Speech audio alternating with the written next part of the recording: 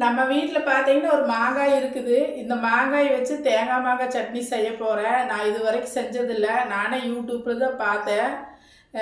செஞ்சதில்ல, செஞ்சு பார்ப்போம் எப்படி இருக்குதுன்னு. அதுக்கு தேவையான பொருளெல்லாம் பார்த்தீங்கன்னா கருவேப்பிலை தழை, வரமிளகாய், கொஞ்சம் வெந்தயம், தேங்காய், மாங்காய்.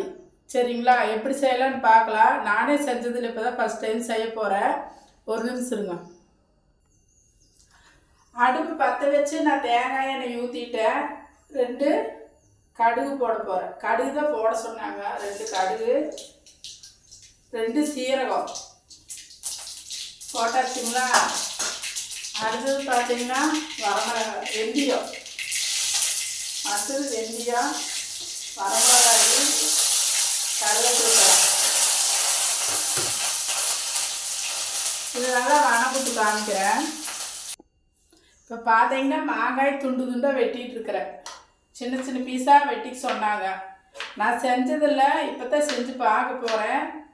செஞ்சு சாப்பிட்டு பார்ப்போம். தேங்காய் மாங்காய் சட்னி.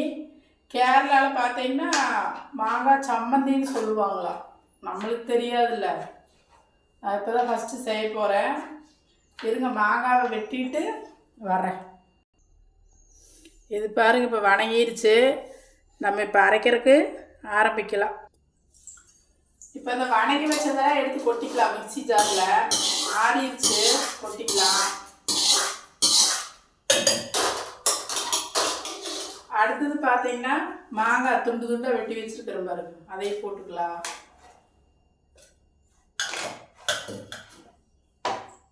அப்புறம் பாருங்க தேங்காயும் போட்டுக்கலாம். தேங்காய் போட்டு உப்பு சேர்த்திக்கிறேன். நான் அரைச்சிட்டு வந்து காமிக்கிறேன் எப்படி இருக்குதுன்னு. நானே செஞ்சதில்லை, இதை ஃபஸ்ட் டைமு. அரைச்சிட்டு பார்க்கலாம். இங்கே பாருங்கள், தேங்காய் மாங்காய் சட்னி நான் அரைச்சிட்டேன். இப்போ சாப்பாடில் போட்டு சாப்பிட்டு பார்க்கலாம் எப்படி இருக்குதுன்னு. நானே எனக்கு தான் ஃபஸ்ட் டைம் செஞ்சுருக்கிறேன். கேரளாவில் ஃபேமஸுங்கிறாங்க. என்னன்னு தெரியல, பார்ப்போம் எப்படி இருக்குதுன்னு பார்க்குறேன். சாப்பாடு போட்டுட்டு வரேன். தட்டத்தில் சாப்பாடு போட்டு வரேன். பாருங்கள், சாப்பாடு போட்டுட்டேன். கொஞ்சம் தேங்காய் எண்ணெய் ஊற்றிக்க சொன்னாங்க, ஊற்றி சாப்பிட்டு பார்ப்போம்.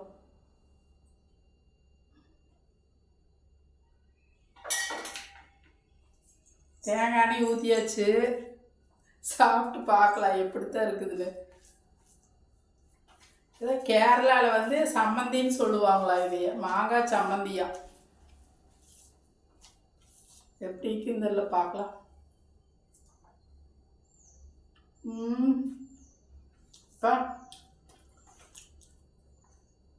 செமையாக இருக்குது, சூப்பராக இருக்குது மாங்காய் சம்மந்தி. இதை ஃபஸ்ட் டைம் செஞ்சுக்கிறோம்.